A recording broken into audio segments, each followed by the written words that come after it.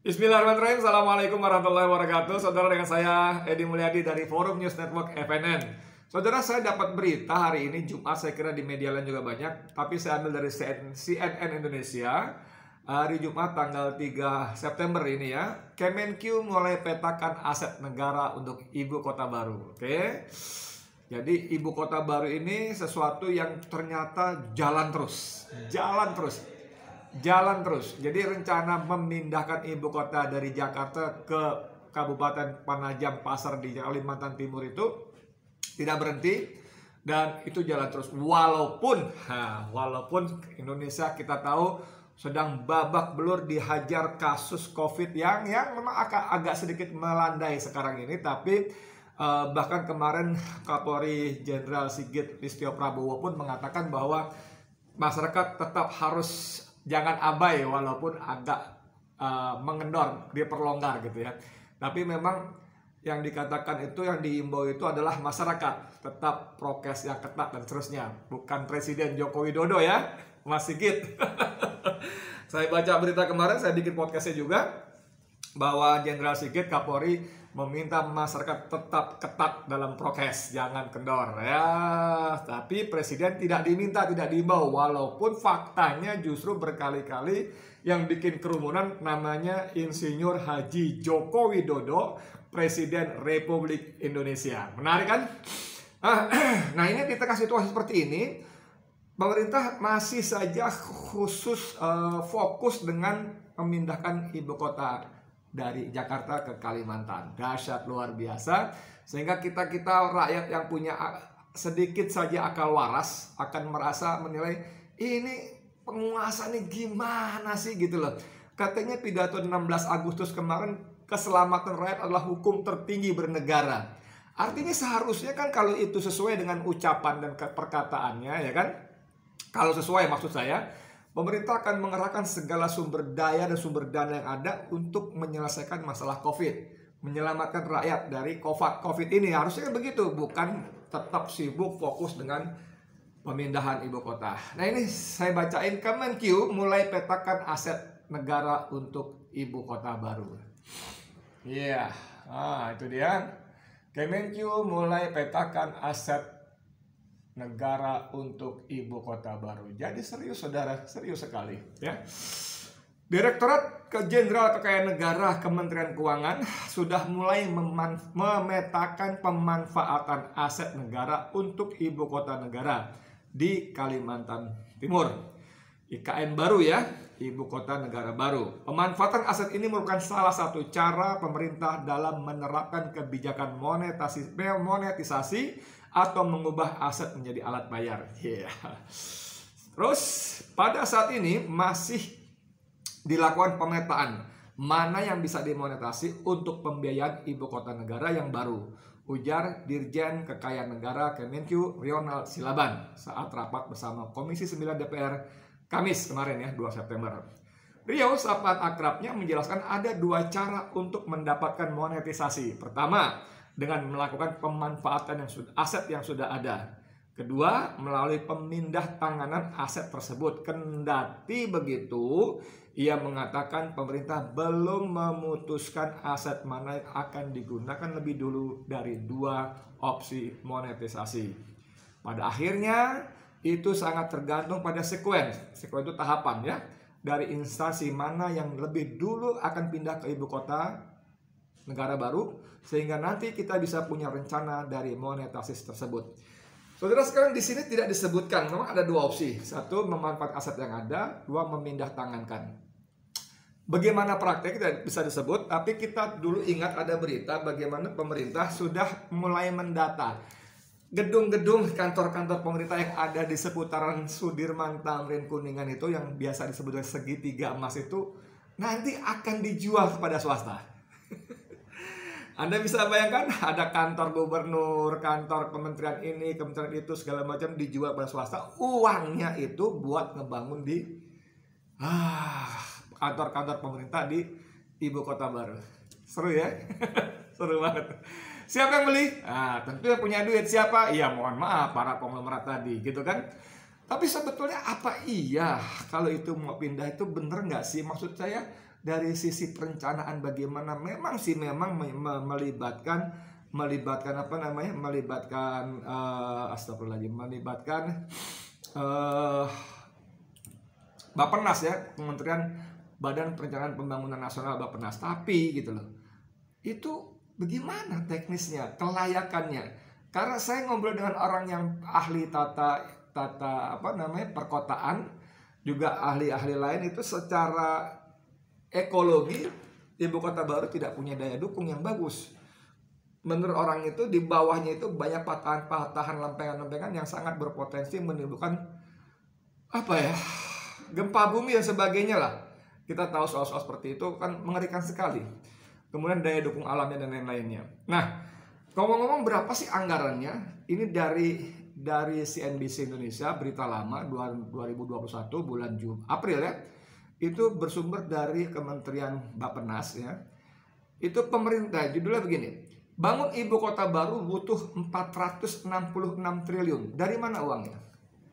Butuh ibu kota baru butuh 466 triliun. Dari mana uangnya? Nah, ini ya. Pemerintah semakin serius untuk membangun ibu kota negara. Bahkan Menteri PPN, Kepala Bappenas Suharto Monoarfa, menargetkan pada tahun 2024 nanti upacara kemerdekaan 17 Agustus dilaksanakan di IKN baru ini. Ini permintaan dari Presiden Republik Indonesia. Dia berharap pada ulang tahun yang ke-70 berapa? 9 ya. Ke-79 upacara kemerdekaan 17 Agustus diselenggarakan di ibu kota negara baru di Kalimantan Timur. Dahsyat nggak? Ini yang minta presiden loh. Anda bisa membayangkan nggak, ada seorang presiden, seorang laki-laki yang diberi amanat menjadi presiden, mengurus negara ketika negara ditimpa dengan begitu banyak persoalan, yang di depan mata adalah COVID yang diakui sebagai wabah yang luar biasa, yang untuk itu negara menggelontorkan dana ratusan triliun untuk mengatasinya, itu masih berharap ngeyel ngotot untuk pindah ibu kota. Dan 2024 pada ulang tahun Indonesia ke-79, upacara kemerdekaan diselenggarakan di ibu kota baru. Wedan ya. Keseriusan ini juga terlihat dari pernyataan Suharto bahwa pembangunan di IKN akan dimulai pada tahun ini, yang nantinya akan ditandai dengan peletakan batu pertama oleh Presiden Joko Widodo. Tahap awal akan dibangun Istana Negara, kantor presiden. Yang pertama kali dibangun adalah Istana Negara untuk kantor presiden. Ya, inilah bedanya, ya, bedanya, mohon maaf nih. Sebelum yang lain-lain, kantor gue di mana? Kantor gue di mana? Istana gue di mana? Istana gue di mana? Kan begitu. Yang lainnya nantilah urusan belakang, yang penting kantor gue, istana gue di mana. Ah, ini kan ada gambarnya, ini kan yang sempat kontroversi ya. Ini gambarnya, gambar rancangan istana kita nanti gini tuh. Oh, ada Garuda membentang. Dahsyat ya, Garuda membentang. Ini secara teknis saya nggak ngerti tuh. Kalau para arsitek gimana menilainya ya, dahsyat sekali. Jadi ini, bayangkan, negara sebesar ini 270 juta penduduknya yang lebih ini bisa menjadi korban ambisi seorang presiden yang menurut saya ngawur pol, ngawur abis deh, top. Bablas ngawurnya. Yang penting gue mau pindah, gue punya istana baru. Kalau orang tanya, Mas, sampean kan nanti 2024 udah selesai menjabatnya, ngapain ngotot punya istana baru? Enggak dong, gue kan mau 3 periode. Enggak dong, gue kan minimal punya perpanjangan sampai 3 tahun, 2027. Ini serius saudara, perpanjangan jabatan presiden 3 tahun tambah dari 2024 ke 2027 adalah serius. Dan dengan kekuasaan sekarang, begitu PAN bergabung,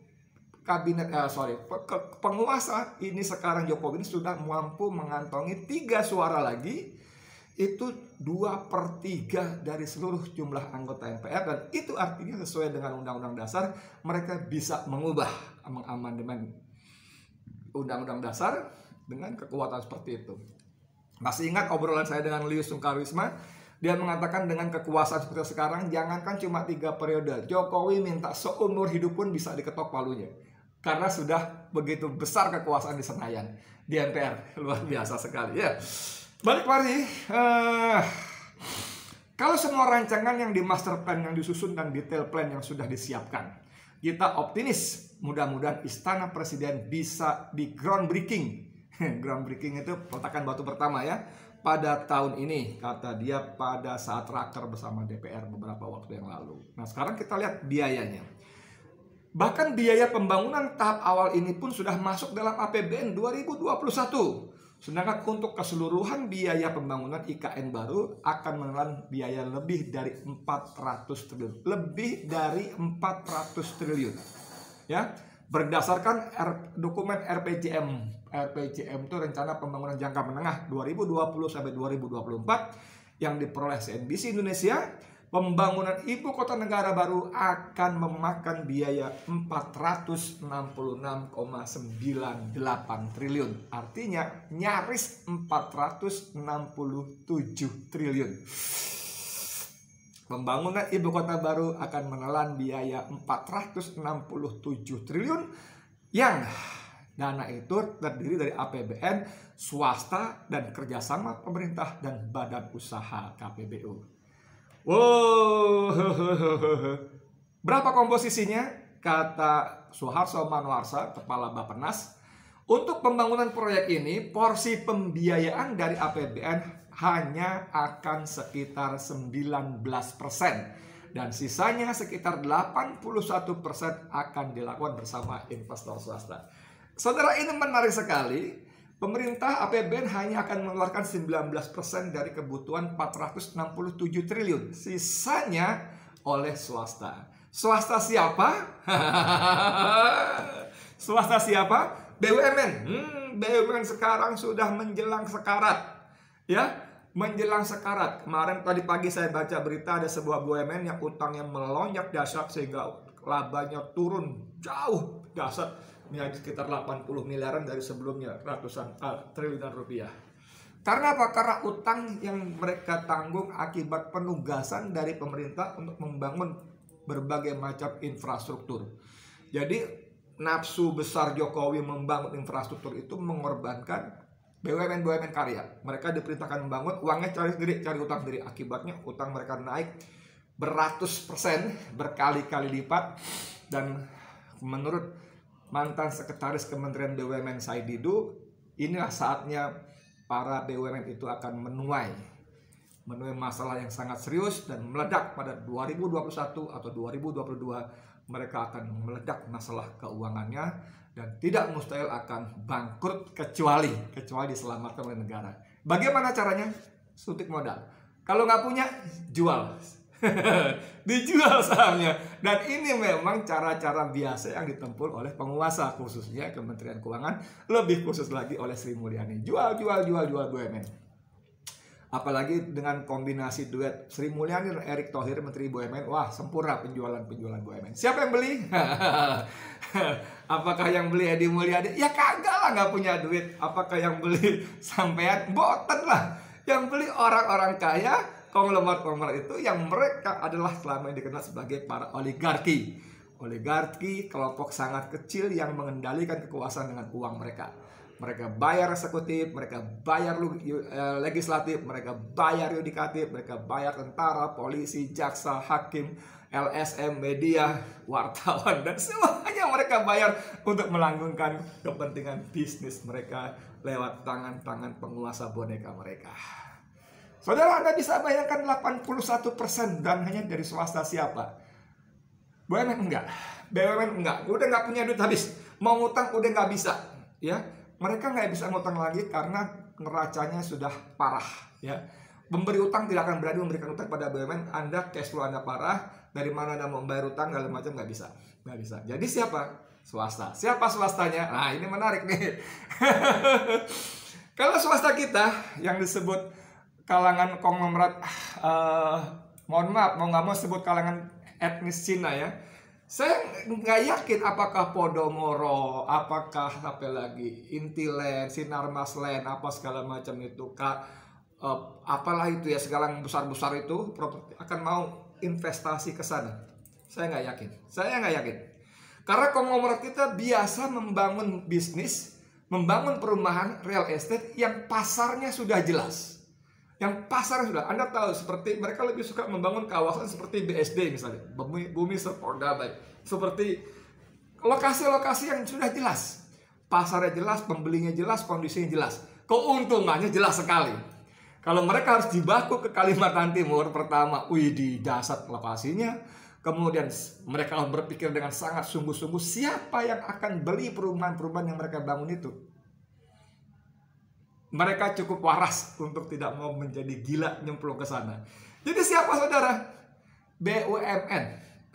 BUMN bukan BUMN kita, BUMN RRC, Republik Rakyat Cina. Mereka itulah yang akan membangun kawasan ibu kota negara baru. Dan jangan lupa, itu sudah diberikan sinyal secara jelas, terang benderang oleh Menteri Koordinator Atasi Segala Urusan. Menteri Atasi Segala Urusan, Atasi Segala Urusan, ASU. Luhut Binsar Panjaitan. Dasar manusia ini satu dahsyat sekali. Pokoknya semua yang serba RRC, semua yang serba RRC, mau investasi, mau pabrik, mau PKA, segala macam. Orang ini koordinatornya, orang ini centengnya, dia yang pasang badan untuk kepentingan RRC. Tentu kepentingan dia juga pasti, nggak ada gratis kan, no freelance, tidak ada makan siang gratis, saudara. Jadi Anda bisa bayangkan nggak? Belum kita bicara soal teknis ya, soal teknis itu saya ngobrol dengan teman yang paham soal-soal seperti ini. Tidak ada dalam sejarah di negara-negara lain ibu kota baru itu yang sukses kecuali jarak tempuhnya pendek. Anda bisa bicara soal Kuala Lumpur dengan Putrajaya di Malaysia, itu cuma 60 km jaraknya. Sukses. Kuala Lumpur sebagai ibu kota bukan ibu kota, kota bisnis, Putrajaya kota pemerintahan ya. Lalu ada New Delhi, ada Old Delhi, New Delhi, itu juga jaraknya pendek. Tapi kayak misalnya dulu Brazil, dari Rio ke Brasilia jauh, gagal, balik lagi ke Brazil, ya kan? Lalu ada beberapa negara lagi, semua itu aspek-aspek teknis yang tadi saya bilang tadi itu sangat berpengaruh. Belum lagi aspek-aspek ideologis semacam tadi. Ngeri nggak? Oke saudara, sementara buat pengantar, tapi nanti next kita akan coba dari sisi yang lebih seru lagi, dari sisi aspek kedaulatan. Bagaimana seorang Menteri Pertahanan seperti Prabowo Subianto, Menteri Pertahanan, bisa dengan bangga kepada publik mengatakan bahwa langkah yang ditempuh Presiden Jokowi untuk memindahkan ibu kota negara sudah on the track, sudah benar, lanjut terus. Dahsyat nggak? Padahal kita, orang luar, orang awam, saya yang nggak ngerti apa-apa aja, dengan sedikit membaca, bicara, ngobrol segala macam, bisa dapat gambaran begitu mengerikannya proyek ambisius pindah ibu kota negara ini. Next, insya Allah kita lanjut dengan obrolan seperti ini yang mudah-mudahan bisa membuka mata hati kita yang masih punya pikiran waras dan hati yang bersih. Saya Edi Mulyadi untuk FNN. Assalamualaikum warahmatullahi wabarakatuh.